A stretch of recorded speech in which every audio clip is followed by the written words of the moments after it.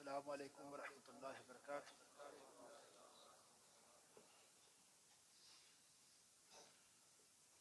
الحمدللہ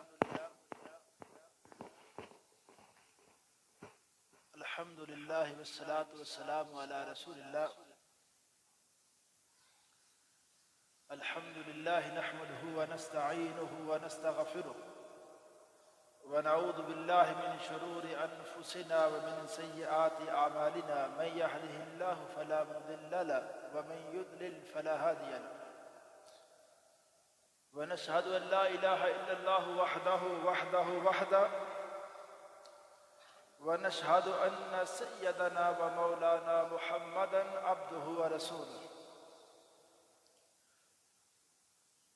اما بعد فإن خير الحديث كتاب الله وخير الهدي هدي محمد صلى الله عليه وسلم وشر الأمور محدثاتها وكل محدثة بدعة وكل بدعة ضلالة وكل ضلالة في النار۔ اللهم صل على محمد وعلى آل محمد كما صليت على إبراهيم وعلى آل إبراهيم إنك حميد مجيد۔ اللهم بارك على محمد وعلى آل محمد كما باركت على إبراهيم وعلى آل إبراهيم إنك حميد مجيد۔ أعوذ بالله السميع العليم من الشيطان الرجيم من همزه ونفخه ونفثه، بسم الله الرحمن الرحيم۔ رب اجعلني مقيم الصلاة ومن ذريتي ربنا وتقبل دعاء۔ ہر قسم کی تحمید و ستائش کی بریائی بڑائی اللہ وحدہ لا شریک کی ذات کے لیے، اور اللہ تعالیٰ کی حمد و ثنا کے بعد بے شمار لا تعداد انگنت درود السلام امام الانبیاء امام الحرمین سید الثقلین جد الحسن والحسین جناب محمد رسول اللہ صلی اللہ علیہ وسلم کی ذات اقدس و ذات طیبہ پر۔ حضرات، آج کے اس خطبہ جمعہ میں میں اللہ تعالیٰ کی توفیق اور فضل سے ایک اہم مسئلہ کی طرف آپ کی توجہ چاہوں گا۔ ہم سب کے لیے اور خاص طور پہ والدین کے لیے یہ بات بڑی توجہ طلب ہے کہ ہم لوگ اپنے بچوں کی تربیت کرتے وقت اور جن باتوں کی ہم اپنے بچوں کو نصیحتیں کرتے ہیں، ان میں جو بڑی نصیحت تھی اور تربیت کی باتوں میں جو اہم بات تھی وہ مسئلہ نماز کا تھا۔ اب نماز کے حوالے سے ہماری اپنی پابندی کیسی ہے اور ہم اپنے بچوں کو اس حوالے سے کیا پابندی کرواتے ہیں۔ المیہ معاشرے کا یہ ہے کہ مساجد، بڑی بڑی مساجد، وہ عام طور پہ جو نمازیں ہیں ان سے خالی نظر آتی ہے، بالخصوص فجر کی نماز۔ اور فجر کی نماز وہ تھی جس کے حوالے سے اللہ تعالیٰ نے قرآن حکیم کے اندر اللہ تعالیٰ نے جب پیغمبر علیہ السلام کو نماز کے حوالے سے حکم دیا تو فرمایا اقم الصلاۃ لدلوک الشمس الی غسق اللیل وقرآن الفجر ان قرآن الفجر کان مشہودا۔ صبح کے وقت بھی، شام کے وقت بھی حکم دیا کہ آپ نماز پڑھیے، نماز کو قائم کیجیے، لیکن فرمایا اے پیغمبر جو فجر کی نماز کی جو تلاوت قرآن مجید ہے وہ تو ایسی مبارک، ایسی عظمت والی وہ گھڑی ہے کہ اس ٹائم فجر کی نماز میں جب قرآن پاک تلاوت کیا جاتا ہے تو اس ٹائم تو اللہ کے فرشتوں کی ایک جماعت اس ٹائم حاضر ہوتی ہے اور نمازیوں کو دیکھتی ہے، اس تلاوت کو سنتی ہے. یعنی تلاوت قرآن مجید 24 گھنٹوں میں عظمت والا کام ہے،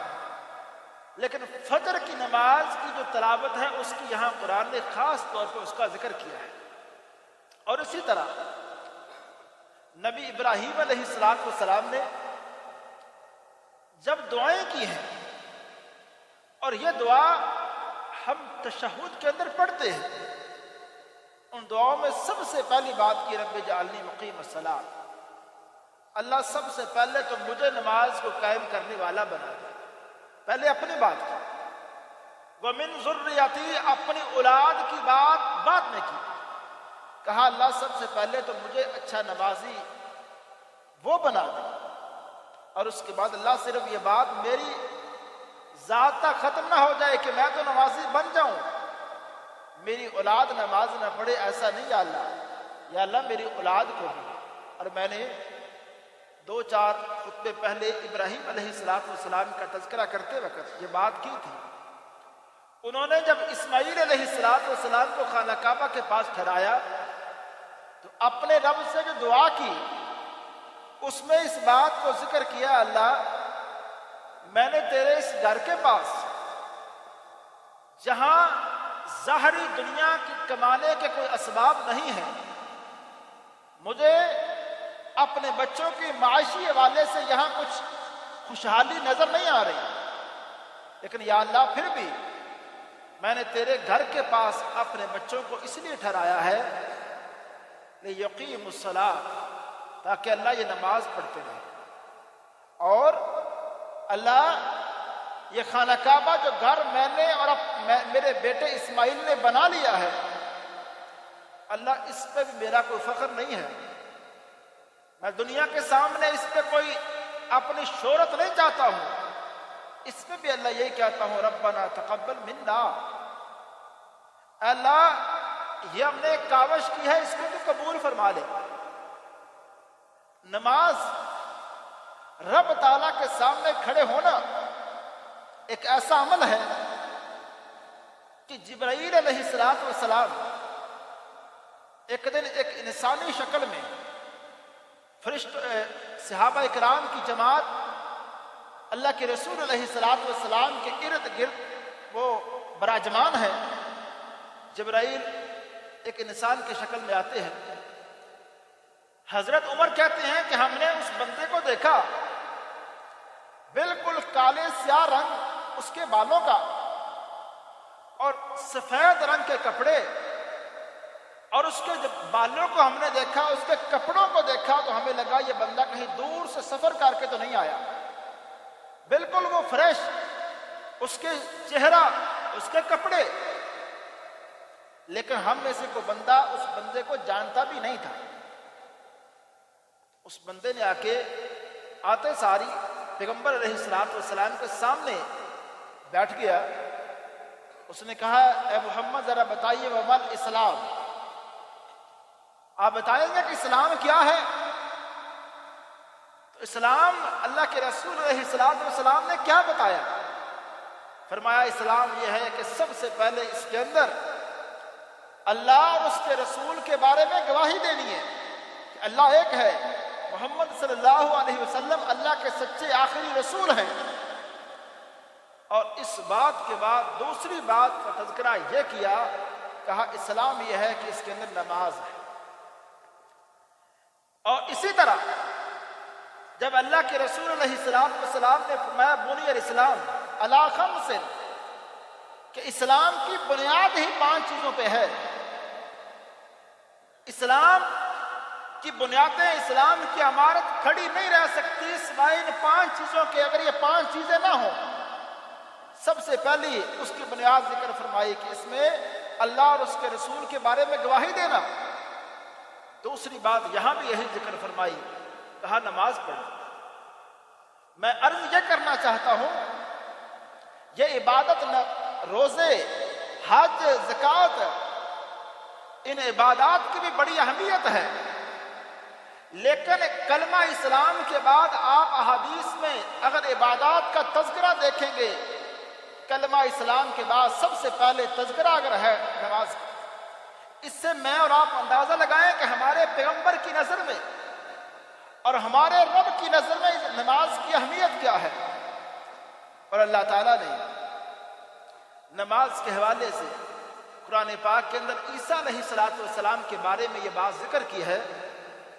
انہوں نے کہا تھا بچپن کے اندر جب اللہ تعالیٰ نے ان کو بولنے کا ملکہ دیا تھا، انہوں نے کہا تھا قالا انی عبد اللہ، میں اللہ کا بندہ ہوں، آتانی الکتاب وجعلنی نبیا۔ عیسیٰ وہ پیغمبر ہیں جن کو بچپن کے اندر ہی نبوت دے دی گئی، اور بچپن کے اندر انہوں نے کیا دیا، تھوڑے دنوں کے تھے، کہا اللہ نے مجھے کتاب بھی دے دی ہے اور مجھے نبی بھی بنا دیا ہے۔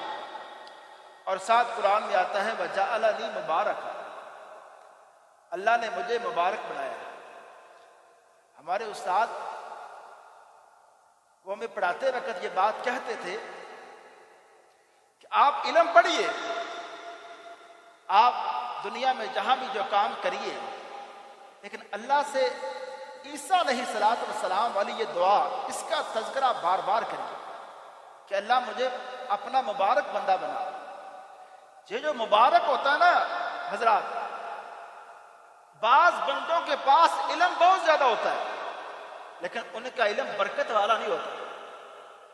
بعض بندوں کے پاس معلومات بہت زیادہ ہوتی ہیں لیکن وہ معلومات ان کو خود بھی فائدہ نہیں پہنچاتی، ان کے گھر والوں کی بات بعد میں ہے، لیکن بعض لوگ وہ ہوتے ہیں جن کو اسلام کی بڑی سادہ سی باتوں کا پتہ ہوتا ہے، لیکن انہوں نے وہ سادہ باتیں اتنے اخلاص کے ساتھ ان کا علم حاصل کیا ہوتا ہے کہ وہ علم ہی ان کے لیے ایسا نفع مند، ایسا برکت والا ثابت ہو جاتا ہے کہ وہ ان پر خود بھی عمل کرتا ہے۔ اپنے گھر والوں کو جب ان باتوں کی تلقین کرتا ہے، ان کے گھر والوں پر اس کی باتوں کا اثر ہوتا ہے، اور اس کی تھوڑی سی معلومات ایک گھر سے نکل کے دوسرے گھر میں پھر اس طرح محلے تک پہنچ جاتی ہے۔ اس سے کہتے ہیں اس کو اللہ نے وہ علم دیا ہے جو مبارک علم تھا، برکت والا علم تھا، نہیں تو اللہ معاف کرے کیسے کیسے علم ہے، کیسی کیسی معلومات انسان کے پاس ہوتی ہیں، لیکن اس علم کا، ان معلومات کا، کہ آج انسان نے یہ بات تو تلاش کر لی کہ چاند کے اوپر کیا ہے، سورج کی وہ سورج کتنا وسیع ہے، اس کے اوپر مخلوقات کی صورتحال کیا ہے، ساتوں آسمانوں کی کیفیت کو جاننے کی بھی کوشش کی گئی کہ یہ ساتوں آسمان سے کیا مراد ہے، ساتوں آسمانوں کیا ہر آسمان کے اوپر سورج الگ ہے یا سورج صرف ایک ہی آسمان کے اوپر ہے، یہ بھی تحقیقات کی گئی، لیکن انسان اتنی بڑی بڑی تحقیقات تک اپنی رسائی کے دعوے کرتا ہے، لیکن وہ علم ان کو، وہ کیسا علم، کیسی یہ وسیع معلومات، ان میں یہ بات ان کے علم نے ان کو نہیں سمجھائی کہ اگر چاند کے اوپر بھی مخلوقات ہیں، چاند کے اوپر جانے کے بھی دعوے ہیں، اس کی صورتحال جاننے کی بھی بات کی جا رہی ہے، آسمان جس کا قرآن کے اندر بار بار ذکر کیا گیا، اللہ نے کہا کہ جو بندہ نہیں جانتا یا جو نہیں مانتا کہ رب ہے، وہ صرف آسمان کی طرف ہی دیکھ لے کہ آسمان کس طرح کھڑا ہے، بغیر سہارے کے کھڑا ہے۔ اگر اللہ کہتے ہیں کہ ہم نہ تھامیں، ہم نہ اس کو تھام کے رکھیں، تو اس کو کس نے تھام کے رکھا ہے؟ اتنا بڑا یہ نظام کس طرح ہے؟ اس کے اندر سورج کیسے کھڑا ہے؟ اور اس کے اندر ستارے ایک ڈسپلن کے ساتھ، ایک منظم طریقے کے ساتھ یہ نظام کیسے چل رہا ہے؟ لیکن دیکھیں یہ معلومات ہیں، لیکن ان معلومات کا انسان کو اتنا بھی فائدہ باز کو نہیں ہوا کہ اس سے یہی بات جان لے کہ ایک رب ہے، ایک خالق مالک ہے۔ اور اسی طرح میرے بھائی نماز وہ بات ہے، اللہ کے رسول علیہ السلام نے سیدنا معاذ بن جبل کو، یہ وہ پہلے صحابی ہیں، مدینہ کے اندر اللہ کے رسول علیہ الصلوۃ والسلام نے مبلغین کا جب سلسلہ شروع کیا اور دعوتی پروگراموں کے لیے لوگوں کو باہر بھیجا، تو اس میں سیدنا معاذ بن جبل کا انتخاب سب سے پہلے کیا یمن کی طرف، اور یمن کی طرف بھیجا تو ان کو نصیحتیں کی، کہا اے معاذ سب سے پہلے لوگوں کو جا کے اسلام کی تعلیم ایسے دینا، پہلے ان کو صرف کلمہ اسلام کی بات کرنا کہ اسلام دین کیسا ہے، اسلام کی خوبیاں کیا ہیں، اسلام کے حوالے سے لوگوں کے دلوں میں محبت پیدا کرنا۔ جب لوگ اسلام کو قبول کر لیں تو ان کو اسلام کے حوالے سے جو معلومات دینی ہے وہ ساری کی ساری اے معاذ ایک دن میں نہیں دے دینی، بلکہ ان کو مرحلہ سٹیپ بائی سٹیپ پہلے ان کو نماز کے بارے میں دعوت دینی۔ جب وہ نماز پڑھنا شروع کر لیں اور نماز میں پکے ہو جائیں تو پھر ان کو کہنا کہ زکوٰۃ بھی دینی ہے، نماز اور زکوٰۃ کی کٹھی تعلیم نہیں دے دینی، کیونکہ نماز ان کی وہ اصلاح کرے گی، نماز ان کو وہ بات سمجھائے گی، رب کے حوالے سے ان کا ایمان یقین پختہ کرے گی۔ تو پھر اگر ان کو کچھ مال میں سے زکوٰۃ کا مطالبہ بھی کیا جائے گا تو یہ بات ان کو بری لگے گی نہیں، ان کے لیے یہ بات مشکل نہیں ہوگی۔ عرض کرنے کا یہ میرے بھائی مقصد یہ ہے، اسلام کے اندر نماز کا اس قدر تذکرہ ہے اور اس کی اہمیت صرف ایک بات سے بھی اس کا آپ اندازہ لگائیں۔ قرآن پاک کے اندر یہ بات کہی گئی، اے لوگو نماز قائم کرو، لیکن اگر وَإِنْ خِفْتُمْ فَرِجَالًا، اے لوگو اگر تمہیں کوئی ڈر ہو، جنگ کا موقع ہے، دشمن سامنے ہے اور تم صف بندی نہیں کر سکتے، تمہیں نماز پڑھنے کا موقع نہیں ہے، تو یہ کہا گیا کہ اگر تم پیدل چلتے چلتے نماز پڑھ سکتے ہو تو پیدل چلتے چلتے نماز پڑھو۔ اور کہا گیا رکبانہ کے لفظ بھی یہاں آئے کہ اگر تم سواری کے اوپر نماز پڑھ سکتے ہو تو سواری کے اوپر نماز پڑھو۔ اور نماز کی اہمیت میرے بھائی اس کا اندازہ آپ اس سے لگائیں، سفر کے اندر نماز کی معافی نہیں، حضر کے اندر نماز کی معافی نہیں، مریض کو بھی جب تک اس کی دماغی صورتحال، اس کے ہوش یہ قائم ہے، جب تک اس کے ہوش حواس قائم ہیں، جتنا مرضی وہ بیمار ہو جائے، نماز لیٹ تو ہو سکتی ہے بیماری کی وجہ سے، نماز چھوڑی نہیں جا سکتی۔ اور اس قدر وضاحت سے بتایا گیا، کہا اگر کوئی بندہ کھڑے ہو کے نماز پڑھ سکتا ہے وہ پہلے کھڑے ہو کے نماز پڑھے، نہیں تو بیٹھ کر، نہیں تو لیٹ کر، اور لیٹ کر اشاروں کے ساتھ نماز پڑھ لے۔ نماز کی کسی بھی طرح سے چھوٹ نہیں رکھی گئی۔ اور یہ نماز میرے بھائی یہ وہ عمل ہے کہ اگر ہم اپنی مشکلات کا، ہم اپنی حاجات کا اگر اللہ سے سوال کریں تو یہاں بھی تذکرہ نماز کا ہوا۔ قرآن کے اندر یہ کہا گیا استعینوا بالصبر والصلاۃ، اے لوگوں جب اللہ سے تم نے مدد مانگنی ہے، اللہ تعالیٰ کی نصرت کا سوال کرنا ہے تو نماز پڑھ کے کرنا ہے۔ اللہ تعالیٰ کی طرف سے جو آزمائشیں آئیں گی ان پر صبر کر کے۔ یہاں اہل علم کا یہ خیال ہے استعینوا بالصبر والصلاۃ، صبر اور نماز کا یہاں اکٹھا ذکر ہے۔ اور قرآن کے اندر یہ تذکرہ ایک اور جگہ بھی ہے۔ پیغمبر علیہ الصلوۃ والسلام کو قرآن کے اندر حکم دیا گیا وَأْمُرْ أَهْلَكَ بِالصَّلَاةِ، اے پیغمبر اپنے گھر والوں کو نماز کا حکم دیں، وَاسْتَبِرْ عَلَيْهَا، اور اس معاملے میں صبر کیجیے۔ یہاں بھی یہ لفظ صبر کا ہے کہ نماز پانچوں نمازیں پڑھنا اور اپنے گھر والوں کو اس کی تلقین کرنا اور اپنے گھر والوں کو نماز پڑھانا، فرمایا یہ کام مشکل نہیں ہے، بڑا صبر آزما کام ہے۔ اس میں باتیں بھی سننی ہوں گی، اس میں آپ کو پابندی بھی کرنی ہوگی، اپنی بڑی مصروفیات چھوڑنی ہوگی، آپ کو اپنے تجارتی معاملات میں سے وقت نکالنا ہوگا، تو کہا ان سارے معاملات پہ اے پیغمبر آپ صبر کیجئے. اور اس میں یہ کہا گیا سیدنا عمر رضی اللہ تعالیٰ عنہ کے بارے میں یہ بات آتی ہے، جب فجر کی نماز ٹائم سیدنا عمر اپنے گھر والوں کو جگاتے اور کہتے کہ اٹھ جائیے، نماز کا ٹائم ہو چکا، الصلاۃ الصلاۃ، نماز کا ٹائم ہے، نماز کا ٹائم، نماز پڑھیے. اور ساتھ وہ اس آیت کو اپنے گھر کے اندر تلاوت کر رہے ہوتے وَأْمُرْ أَهْلَكَ بِالصَّلَاةِ کہ قرآن کے اندر یہ حکم دیا گیا ہے کہ آپ اپنے گھر والوں کو نماز کا حکم دیں. اور آج مساجد، آج اللہ کے گھر، میرے بھائی جب ہمارے بارے میں اللہ سے شکوے کریں گے، جب یہ مساجد خالی ہوں گی فجر کی نماز ٹائم، جہاں صرف آپ محسوس نہ کریں چند بوڑھے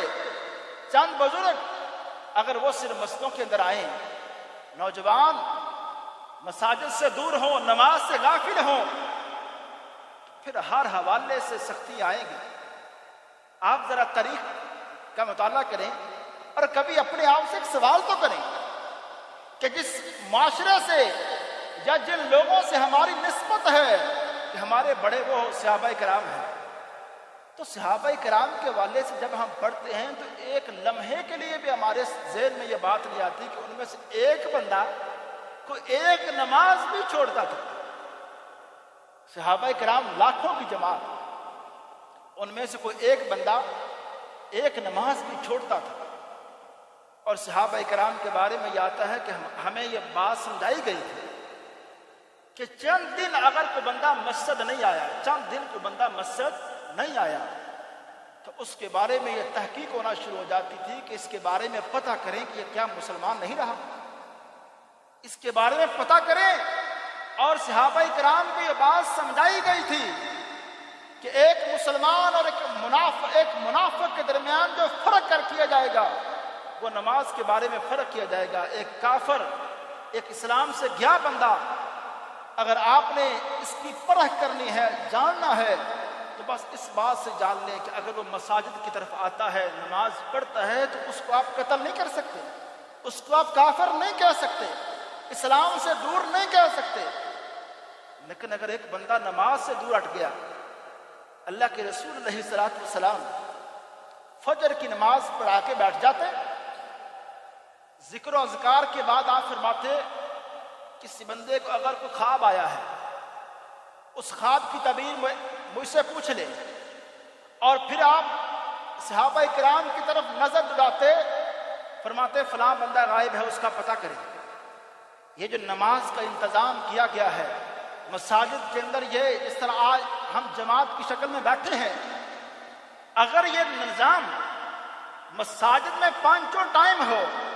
تو آپ سمجھے کیا ہم اپنے ایک دوسرے دوستوں کے حال احوال سے غافل ہو سکتے ہیں؟ نہیں ہو سکتے. جب پانچوں ٹائم ہم ایک دوسرے سے ملاقات کریں گے، نماز گھروں میں بھی پڑھی جا سکتی تھی، اللہ کو سجدہ ہی کرنا ہے. حالانکہ ایک بندہ اگر گھر میں اکیلے کمرے کے اندر اللہ کے سامنے سجدہ کرے گا، اس کا خشوع الگ ہی ہوگا. لیکن مسجد کے اندر حکم دیا گیا تاکہ جماعت کے اندر جب لوگ شریک ہوں گے تو مسلمان ایک منظم معاشرہ بن کے، مسلمانوں کو کسی کے گھر جا کے ان کے حال احوال پوچھنے کی ضرورت نہیں ہے، بلکہ مسلمانوں میں سے ہر ایک کو دوسرے کے بارے میں تفصیل پتہ ہوگی کہ اس کے احوال کیسے ہیں، اس کی صحت کیسی ہے، اس کے گھر کا ماحول یا اس کے گھر کا نظام کیسا ہے. یہ سب کچھ اسلام کے اندر یہ جو نماز کی تعلیم دی گئی، اللہ کے رسول علیہ الصلوۃ والسلام، آپ ذرا سوچیں، وہ شفیق پیغمبر، وہ رحم دل پیغمبر جنہیں غصہ ہی کم آتا تھا، اس پیغمبر نے نماز کے حوالے سے یہ بات کہا میرا دل کرتا ہے جو بندے نماز نہیں پڑھتے، میں کسی بندے کو مصلی پہ کھڑا کروں اور چند لوگوں کو، نوجوانوں کو ساتھ لے جاؤں اور ان سارے گھروں کو جلا کے راہ کر دوں جن کے لوگ نماز پڑھنے نہیں آتے. فرمایا لیکن صرف مجھے ڈر وہاں رہنے والی خواتین کا ہے، وہاں بچوں کا ہے کہ وہ نہ جل جائیں، نہیں تو دل میرا یہی کرتا ہے کہ جو لوگ نماز نہیں پڑھتے ان کا حشر یہی کیا جائے. اور اس سے آپ اندازہ ایک اور لگائیں کہ ہمارے پیغمبر علیہ الصلوۃ والسلام بچوں کے والے سے آپ اتنے شفیق۔ انس کہتے ہیں 10 سال اللہ کے رسول علیہ الصلوۃ والسلام کے پاس میں رہا، میرے پیغمبر نے کبھی بھی مجھے ڈانٹا نہیں، لیکن یہی پیغمبر ہے، آپ فرماتے ہیں بچے کی عمر 7 سال ہو جائے اس کو نماز کی تعلیم دینا شروع کر دو، لیکن اگر بچہ 10 سال کا ہو جائے تو اگر نماز نہ پڑھے تو فَضْرِبُوهُنَّ، تو فرمایا ان کو مارو، ان پر سختی بھی کرو۔ اب آپ اندازہ لگائیں کہ وہ پیغمبر، یہی وہ پیغمبر ہیں مدینے کے ایک بچے کے والے سے اللہ کے رسول علیہ الصلوۃ والسلام کو انصار، یعنی جو مدینے کے لوگ انصار جنہوں نے مہاجرین مکہ سے آنے والے مسلمانوں کی بڑی ہیلپ کی، بڑی مدد کی، تو مدینے کے مسلمانوں کو انصار کہا جاتا ہے۔ انہوں نے ایک بچے کے والے سے شکایت کی کہ اللہ کے رسول فلاں بچہ ہے، وہ ہماری کھجوریں نہیں چھوڑتا، کبھی یہ نقصان کرتا ہے کبھی وہ نقصان کرتا ہے۔ آپ نے اس بچے کو بلایا، فرمایا بیٹا تیرا کیا معاملہ ہے؟ انہوں نے کہا اللہ کے رسول یہ کھجوروں کو نقصان پہنچاتا ہے۔ فرمایا بیٹا ایسا ہی ہے؟ اس نے کہا اللہ کے رسول آپ ان انصاریوں کو کہیں مجھے نیچے پڑی کھجوروں سے روکے نا، تو پھر اوپر پتھر میں نہیں ماروں۔ یہ والی نرمی اگر یہ میرے اوپر کر لیں تو اللہ کے رسول علیہ الصلوۃ والسلام نے انصاریوں سے کہا کہ اس بچے پر کوئی سختی یہ نہ کرے، کوئی پابندی نہ لگائے کہ نیچے پڑی کھجوریں وہ اس کو اٹھانے دو، وہ نہ روکو۔ یعنی آپ نے بچے کو کس حوالے سے آپ لوگوں کو روک دیا کہ اس پر سختی نہ کرو، لیکن یہی بچہ فرمایا کہ اگر یہ نماز نہیں پڑھتا اس کو ڈانٹو، سختی کرو۔ اور اسلام کے اندر یہ بات کہی گئی ہے میرے بھائی کہ جو لوگ اسلام سے نکل چکے ہیں وہ آپ کے بھائی نہیں ہیں، لیکن آپ کے بھائی وہی ہیں جنہوں نے توبہ کر لی ہے، جنہوں نے نماز پڑھ لی ہے، وہ اسلام کے اندر آپ کے بھائی ہیں۔ اگر آپ اسلام کی جو تعلیمات اور اسلام کے اندر جو قرآن پاک، احادیث کی کتابیں، اگر ان کا تھوڑا سا بنیادی سا اگر ہم مطالعہ کریں گے، نماز کا ان کتابوں کے اندر بار بار ہم ذکر پائیں گے۔ قرآن پاک پہلا صفحہ سورۃ البقرہ، اس پہلے صفحے کے اوپر نماز کا ذکر شروع ہو گیا ہے۔ اور اسی طرح صرف اہل علم کا یہ خیال ہے کہ 500 سے زیادہ مرتبہ نماز کا قرآن کے اندر تذکرہ کیا گیا ہے۔ اور اللہ کے رسول علیہ الصلوۃ والسلام جب ہجرت کر کے جاتے ہیں، ابھی مسجد قباء اس جگہ پہ چند دنوں کے لیے اللہ کے رسول علیہ الصلوۃ والسلام نے ٹھہرنا تھا، مشکل آپ نے ٹھہرنا نہیں تھا۔ وہاں سب سے پہلا کام کیا، مسجد بنائی، مسجد مدینہ منورہ تشریف لائے۔ یہاں پہلے کاموں میں سے جو بڑا کام اللہ کے رسول علیہ الصلوۃ والسلام نے کیا، مسجد بنائی۔ نماز کا اسلام کے اندر جو تذکرہ ہے وہ میرے بھائی اس کی اہمیت کا کوئی بندہ انکار نہیں کر سکتا۔ جہاں جھوٹ بولنا گناہ ہے، سود کھانا یہ حرام اور گناہ ہے اور اللہ کی ناراضگی کی وجہ ہے، حرام خوری اللہ کی ناراضگی کی وجہ ہے، اللہ کی مدد ہم سے دور ہٹ چکی ہے ان گناہوں کی وجہ سے، تو میرے بھائی ان گناہوں سے کئی گنا بڑا گناہ یہ بے نماز ہونا ہے۔ اس کو ہمیں سمجھ ہونی چاہیے کہ یہ ایک بڑا گناہ ہے، اور ہر پیغمبر، جتنے بھی پیغمبر اس زمین پہ آئے ان کو نماز کے حوالے سے خاص حکم دیا گیا، اور یہ بھی کہا گیا کہ نماز صرف آپ خود نہ پڑھے بلکہ اپنے بچوں کو، اپنے گھر والوں کو نماز کی تعلیم دے، اور اس میں یہ تربیت میں یہ بات شامل کرے۔ تو میرے بھائی ہم اپنے بچوں کو جو بنیادی تعلیمات دے رہے ہیں ان میں ان بنیادی تعلیمات میں نماز کو شامل کریں۔ اگر مسجدوں کے اندر خاص طور پہ میں آپ سارے نمازی بھائیوں سے خاص طور پہ یہ گزارش کروں گا کہ آپ جس مسجد کے اندر بھی نماز پڑھتے ہیں بچوں کے حوالے سے اپنا سینہ بڑا کھلا رکھیں کہ اگر ایک بچہ شرارت بھی کرتا ہے، ایک بچہ بھاگتا بھی ہے، دوڑتا بھی ہے، ہم بڑے بندے